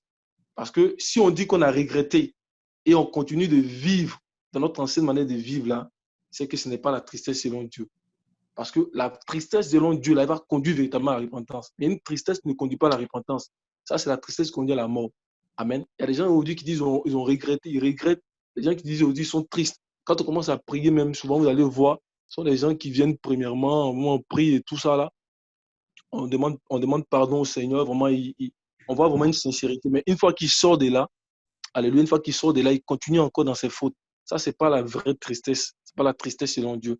La tristesse selon Dieu, elle a conduit inévitablement, alléluia, à la repentance. Quand on dit le Saint-Esprit convainc de péché, de justice, de jugement, ça conduit inévitablement à la repentance. Alléluia. On va lire peut-être deux passages peut-être pour argumenter ce que je suis en train de dire dans 2 Corinthiens 7, versets 9 à 10. Je me réjouis à cette heure, non pas de ce que vous avez été attristés, mais de ce que votre tristesse vous a porté à la repentance, car vous avez été attristés selon Dieu, afin de ne recevoir de notre part aucun dommage. En effet, la tristesse selon Dieu produit une repentance à salut dont on ne se répand jamais, tandis que la tristesse du monde produit la mort. Amen. Donc, que la tristesse selon Dieu soit la tristesse vraiment qui anime nos cœurs. Parce que quand on a ça, là, on ne retourne plus. Amen. Donc, le Saint-Esprit vient réellement conduire, là, on ne retourne plus. On a même la haine du péché. Alléluia. Mais il y a une tristesse qui conduit à la mort. Amen. Et nous prions vraiment pour que le Saint-Esprit continue d'opérer son travail, donc de convaincre de péché, de justice et de jugement, afin que vraiment on ne retourne plus dans ces choses-là, dans la boue. On ne soit pas ce chien qui a vomi et qui retourne. Alléluia. Et maintenant, on va toucher le fondement. On va vraiment toucher le fondement qu'on a vu d'Éphésiens 6 là, parce qu'il est fait mention que la repentance, sinon le renoncement aux œuvres mortes, fait partie du fondement. Amen. Et lorsqu'on dit que le renoncement, la repentance fait partie du fondement, c'est-à-dire des 6 doctrines fondamentales du Nouveau Testament, c'est fondamental. Amen. Parce qu'on a déjà vu, quand on parle du fondement, c'est ce qui soutient une maison. Amen. Souvenons-nous qu'on parle toujours de fondement par rapport à la maison. Amen. Et nous avons dit que dans la maison, il y a 3 stades. Nous avons vu que dans la maison, il y a le fondement, il y a le corps de la maison qu'on appelle le corps de l'édifice, et puis il y a le toit. Et le fondement, là, c'est ça qui soutient la maison, parce que c'est un fondement solide. On a vu que la maison, elle va vraiment s'écrouler. Alléluia. C'est un fondement solide. La maison va s'écrouler. Et on dit que la repentance fait partie du fondement. C'est-à-dire ça fait partie des 6 doctrines qui fondent le fondement. Amen. Ça veut dire que si une personne ne s'est pas réellement repentie là, elle ne pourra pas progresser. Si nous sommes dans une assemblée où il y a des personnes qui ne sont pas réellement repenties, en fait, on ne pourra pas, le corps de l'édifice ne pourra pas s'édifier. Alléluia. Pour que l'église puisse s'édifier convenablement là, dans l'amour, là, il faut des personnes qui ont connu véritablement la repentance. Amen. La Bible dit que l'église, elle est bâtie sur le fondement des apôtres et des prophètes. Alléluia. Et quand on dit le fondement des apôtres et des prophètes, on dit que le message de la repentance est aussi au cœur de l'enseignement des apôtres et des prophètes. On dit le fondement, c'est-à-dire l'enseignement, la doctrine des apôtres et des prophètes. Donc, la repentance fait partie de ce fondement, fait partie de cette doctrine. Amen. Et le Seigneur, il a prêché la repentance. Donc, ses apôtres et ses prophètes aussi ont prêché la repentance parce que ça fait partie du fondement. L'apôtre Paul dit qu'il a posé le fondement comme un sage architecte. Donc, en tant qu'apôtre, ils ont posé le fondement en parlant aussi de la repentance. En tant que prophète, ils ont posé le fondement en parlant aussi de la repentance. Parce que pour que le corps de l'édifice puisse s'élever convenablement, il faut que le fondement soit bien posé. Donc, il faut que la repentance fasse partie de la vie de ceux qui ont accepté le Seigneur. Alléluia. Et on a lu dans Actes chapitre 26, verset 20. On va le relire encore. Le frère Alain avait donné ça, Actes chapitre 26, verset 20. Dieu merci, c'était les passages que j'avais notés. C'est le même esprit. Actes 26, verset 20. Mais je me suis adressé d'abord aux habitants de Damas et à ceux de Jérusalem, puis à ceux de toute la Judée et enfin aux païens, et je leur ai annoncé qu'ils devraient changer, se convertir à Dieu et traduire ce changement par des actes. OK. On peut aussi dire dans 1 Corinthiens 3, 11, où il dit qu'il a posé le fondement. Donc, quand il dit qu'il a posé le fondement, ça dit que l'enseignement, la doctrine là, qu'ils ont prêché là, à travers les 6 doctrines là, il y avait aussi la repentance. Vous comprenez? Donc, c'est des doctrines qui doivent venir comme s'établir. C'est-à-dire établir pour que tout ce qui va venir là puisse être construit là-dessus. Parce que si ça ne s'est pas établi là, même ce qu'on va recevoir là, ça va être mal bâti. C'est-à-dire en nous-mêmes, ça doit prendre vie.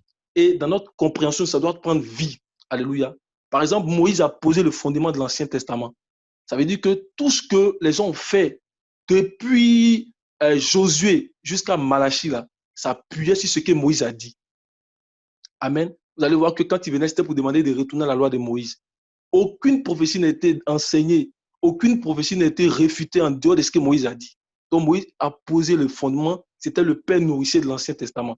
Et donc quand on dit que les apôtres ont posé le fondement, ça dit que tout ce qu'on enseigne là, ça ne peut aller au-delà de ce que les apôtres ont dit. On s'appuie là-dessus et le Saint-Esprit nous montre comment maintenant nous édifier sur ce qu'ils ont dit. Vous comprenez? Et la repentance fait partie de ça. Donc, partie intégrante de notre vie et de la compréhension que nous avons. C'est vraiment important. On va lire ça. Pas ça que j'avais donné. 1 Corinthiens 3, verset 11. Car personne ne peut poser un autre fondement que celui qui a été posé, savoir Jésus-Christ. Amen. Donc, les 6 doctrines également aussi, là, on dit que c'est le fondement, c'est aussi Christ. Amen. Donc, celui qui s'est repenti, comme les 5 autres doctrines, la foi et tout ça, là, ça veut dire qu'il est réellement en Christ. Il est réellement rentré en Christ. Est-ce qu'on comprend? On va aller dans Luc, chapitre 24, verset 45. On va voir qu'après la résurrection, c'est l'un des éléments vraiment fondamentaux que le Seigneur demande à ses disciples de prêcher. Luc, chapitre 24, à partir du verset 45. Alors il leur ouvrit l'esprit afin qu'ils comprissent les Écritures. Et il leur dit, Ainsi, il est écrit que le Christ souffrirait et qu'il ressusciterait des morts le troisième jour, et que la repentance et le pardon des péchés seraient prêchés en son nom à toutes les nations, à commencer par Jérusalem. Amen. Donc, la repentance et le pardon des péchés. Amen. Il n'y a pas de pardon des péchés sans véritable repentance. Alléluia. Et il a demandé à ses apôtres, il a demandé à ses disciples de prêcher la repentance. Et c'est pour ça qu'on voit après dans Actes chapitre 6, 26 aussi, Paul est en train de prêcher la repentance. Ils ont prêché la foi. Et dans Romains chapitre 10, par exemple, il dit c'est la parole de la foi que nous vous prêchons. Alléluia. Ils ont prêché la foi comme tous les autres doctrines, les 6 doctrines fondamentales, mais ils ont aussi prêché la repentance. Donc, pour qu'une église vraiment soit bien assise, pour que vraiment le corps se lève, alléluia, il faut des personnes vraiment qui se sont réellement repenties, c'est-à-dire qui ont abandonné leurs mauvaises œuvres, alléluia, et qui sont venus à Christ, alléluia, qui appartiennent à Christ, alléluia. Et je vais un peu toucher en fait la notion de la restitution, comme les frères ont beaucoup parlé. On va aller dans Lévitique chapitre 6, versets 1 à 7.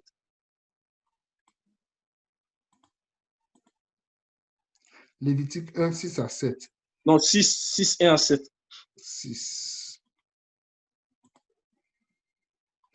L'Éternel parla à Moïse et dit, lorsque quelqu'un péchera et commettra une infidélité envers l'Éternel, en mentant à son prochain au sujet d'un dépôt, d'un objet confié à sa garde, d'une chose volée ou soustraite par fraude, en niant d'avoir trouvé une chose perdue ou en faisant un faux serment sur une chose quelconque de nature à constituer un péché, lorsqu'il péchera ainsi et se rendra coupable, il restituera la chose qu'il a volée ou soustraite par fraude, la chose qui lui avait été confiée en dépôt, la chose perdue qu'il a trouvée ou la chose quelconque sur laquelle il a fait un faux serment.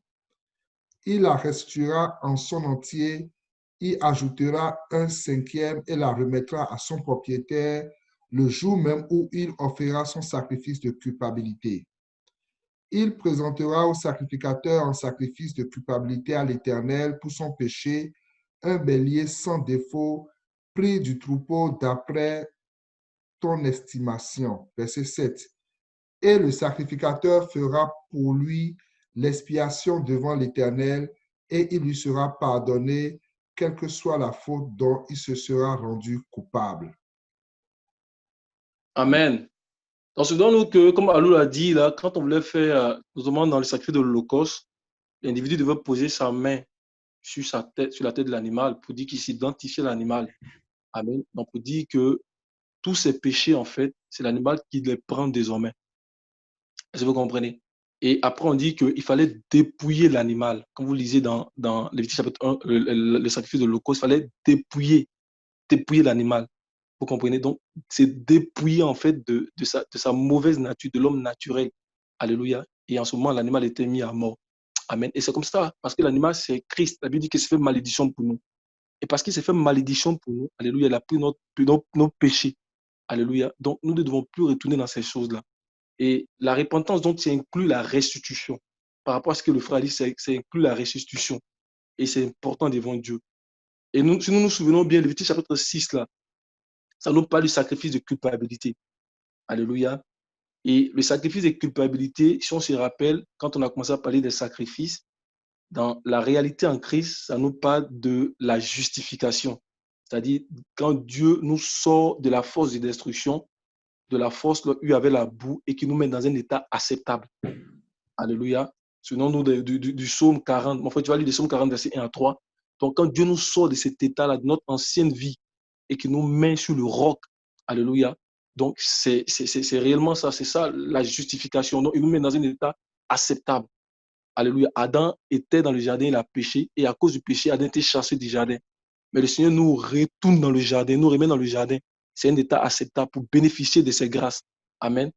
Donc, dans Psaume 40, verset 1 à 3.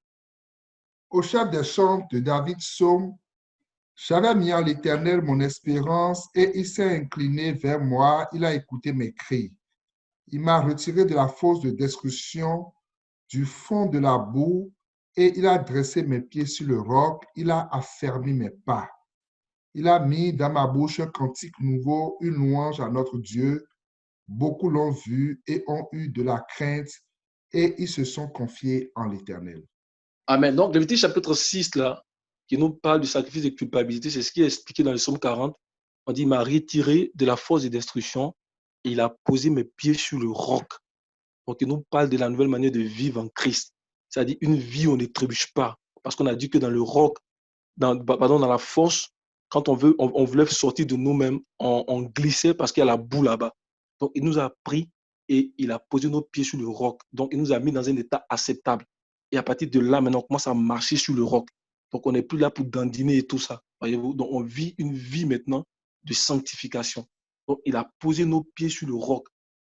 Alléluia. Donc, c'est une vie de la justification. Pour dire que la justification, c'est pour qu'elle soit complète, là. Alléluia. Il faut une restitution. Vous comprenez? Donc, la justification prend en compte la restitution. Alléluia. Donc, on restitue ce qui ne nous appartient pas. Amen. On restitue, alléluia, le bien mal acquis. Le frère Alou a donné l'exemple de Zachée. On peut aussi regarder un autre exemple dans Actes chapitre 19. Acte 19. Et la partie verset 15. Donc, parce que j'ai accepté le Seigneur, parce qu'il m'a justifié. Alléluia. Donc, ça vient comme pour compléter ma justification. Il faut aussi, si je me suis véritablement repenti, il faut aussi que je restitue. Alléluia. Il faut que je restitue. Amen. Donc, je ne veux pas dire, par exemple, que comme Zachée, j'ai le sac d'argent des gens chez moi. Et puis, j'ai dit, ah ouais, Seigneur, aujourd'hui, vraiment, je veux que tu me pardonnes. Alors que j'ai l'argent des gens là chez moi. Alors, ils sont là, il faut que je donne leur argent. Est-ce que vous comprenez? Et c'est là qu'il va Amen. venir me montrer réellement, amen, que je me suis repenti. Alléluia. Donc, j'ai pris, par exemple, l'orgie d'un frère. Et si vous lisez, par exemple, dans Exode chapitre 20, verset 21, on parle beaucoup de restitution. Vous allez voir, on dit quand le bœuf de ton frère tombe dans le trou, par exemple, ce que tu dois faire. Si tu as la cause de ça, ce que tu dois faire. Quand tu as pris la femme de ton prochain, ce que tu dois faire. Donc, Exode 19, 21, 22 parle beaucoup de restitution. Vous allez voir, il parle beaucoup de restitution. C'est une ombre, mais dans la réalité, en Christ, il faut la restitution. Alléluia. Donc, on va lire dans Acte 19. Verset 15, à partir du verset 15. Oui.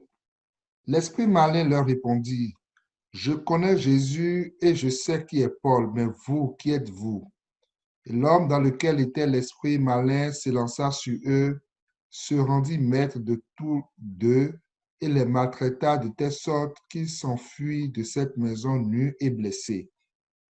Cela fut connu de tous les Juifs et de tous les Grecs qui demeuraient à Éphèse, et la crainte s'empara de tous et le nom du Seigneur Jésus était glorifié. Plusieurs de ceux qui avaient cru venaient confesser et déclarer ce qu'ils avaient fait. Et un certain nombre de ceux qui avaient exercé les arts magiques ayant apporté leurs livres, les brûlaient devant tout le monde. On en estima la valeur à 50 000 pièces d'argent. C'est ainsi que la parole du Seigneur croissait en puissance et en force. Alléluia. Amen. Donc, c'est ça que j'ai commencé à toucher dès le début. Ils avaient des livres de magie, des livres de sorcellerie. Ils sont venus confesser. Et la résultante, c'est qu'ils ont abandonné, ils ont fait brûler ces livres-là. Et il est dit qu'à cause de cela, la parole du Seigneur croissait. C'est pourquoi j'ai dit que dans l'Assemblée du Seigneur, dans l'Église du Seigneur, le fondement, c'est vraiment important. Vous voyez que ici, là, il y a une véritable repentance. Amen. Donc, ils ont confessé, ils ont décidé d'abandonner, ils ont brûlé les livres, on dit que la parole du Seigneur a commencé à croître. Donc, pour que le corps de l'édifice puisse s'élever comme Dieu veut, il faut que le fondement soit solide. Et pour que le fondement soit solide, là, alléluia, il y a aussi la repentance dedans. Il faut une véritable repentance, il faut une restitution. Alléluia. C'est comme ça que le Seigneur commence à élever l'église, à élever l'édifice. Il faut confesser les péchés les uns les autres. Alléluia. C'est comme ça que le Seigneur commence à purifier son église. Il faut ôter les levains. L'apôtre Paul dit, puisque vous êtes une nouvelle pâte, il dit, sortez la malice, sortez la méchanceté au milieu de vous. Alléluia. Et le Seigneur va commencer à faire son travail. Donc, il faut que le fondement soit véritablement posé. Il faut que Christ soit véritablement assis. La Bible dit que l'Église est bâtie sur le fondement des apôtres et des prophètes. Donc, Christ est la pierre angulaire. Alléluia. Donc, Christ devient la pierre angulaire. Et la Bible dit que pour celui qui est bon, il se montre bon. Alléluia. Pour celui qui est bon, Christ devient comme le fondement. Mais pour celui qui est méchant, il devient comme le sable. Alléluia. Donc, que le Seigneur nous aide véritablement à travailler à ces choses-là. vraiment à travers, puisque nous sommes dans la nouvelle manière de vivre, puisque nous sommes sur le roc, à travers ces choses, alléluia, à nous humilier les uns les autres, amen, à travers, à faire en sorte qu'il n'y ait pas en fait de mauvaises herbes au milieu de nous, alléluia, alors que nous avons accepté le Seigneur, que nous puissions continuer à marcher dans cette nouvelle manière de vivre-là par l'obéissance à l'Esprit. Donc, que Dieu nous aide. C'était le passage que j'avais vraiment à rajouter à tout ce que le frère dit. Amen. Amen. Amen. Est-ce qu'il y avait d'autres interventions? Allô? Allô? Oui, vas-y, mon frère. Oui, je voulais juste ajouter sur la repentance avec la confession, là, juste avec le verset que le frère Mel a partagé, là, acte 19, au niveau du verset 18, où il est dit que plusieurs de ceux qui avaient cru venaient confesser et déclarer ce qu'ils avaient fait. En fait, ce que je voulais juste ajouter, c'est que la parole de Dieu nous parle de la confession qui est associée à la repentance. C'est juste que de nos jours, ça a un peu dévié dans la mesure où les gens pensent que se confesser, c'est aller vers une seule personne. Mais ici, on nous dit, ils venaient confesser, c'est-à-dire ils venaient devant l'église et puis ils disaient ce qu'ils avaient fait. À ce moment-là, il peut pas avoir de chantage, il ne peut pas avoir de dépendance avec quelqu'un parce que tu viens, tu confesses. Et les personnes qui viennent confesser, c'est vraiment parce qu'ils ont été convaincus de leur état de péché.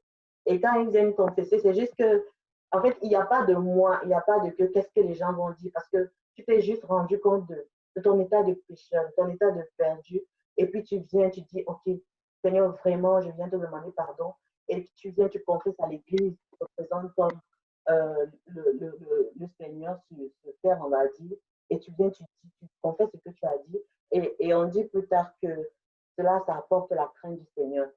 Au verset 20, je crois. C'est ainsi que la parole du Seigneur croissait en puissance et en force. En fait, je voulais juste dire que la confession aussi est vraiment importante au niveau de la repentance, un peu comme le frère disait, de même que la restitution. Et au niveau de la restitution, je voulais aussi ajouter le fait que la restitution, au niveau de la restitution, il ne faudrait pas confesser le péché de l'autre. C'est-à-dire, si le Saint-Esprit te convainc de venir restituer à quelqu'un, il ne faut pas dire, j'étais même avec telle personne. Non. Il faut vraiment que ce soit toi.